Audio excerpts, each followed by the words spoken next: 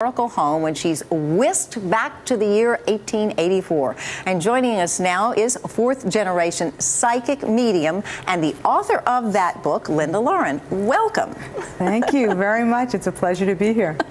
You say a fourth-generation psychic. How did you know when you had special powers? I was like 5 years old, 3, 4, 5, around that time period. I used to see colors, bubbles coming out of mouths when people spoke. Colors have always spoken to me. So I translated it to mean something. It all had a feeling.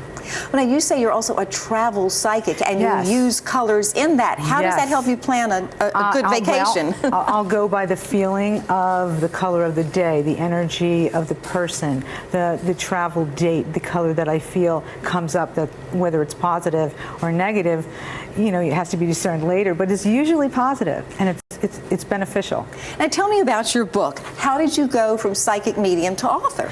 Well, I've always written. I used to always do short stories, novels. I did a lot of writing in the past. I did a lot of freelance work. But I always loved time travel, and I'm a big Jack Finney fan. And so I started to write, and I love historic preservation. So I felt, what better way than to preserve what we have in our history, than to perhaps write a time travel. And I love romance, who doesn't? A good beach reading for sure. Absolutely. Why 1884? It's a past life. For me, I was going to ask you, have you been there? Life. I feel connected, but only wealthy. I have to be wealthy in 1884 because I had to have plumbing.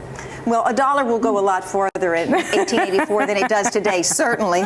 Now, tell us how you did your research for that. Oh, pre-internet started this whole thing, but I just would go to Thomas Edison's house because I'm originally from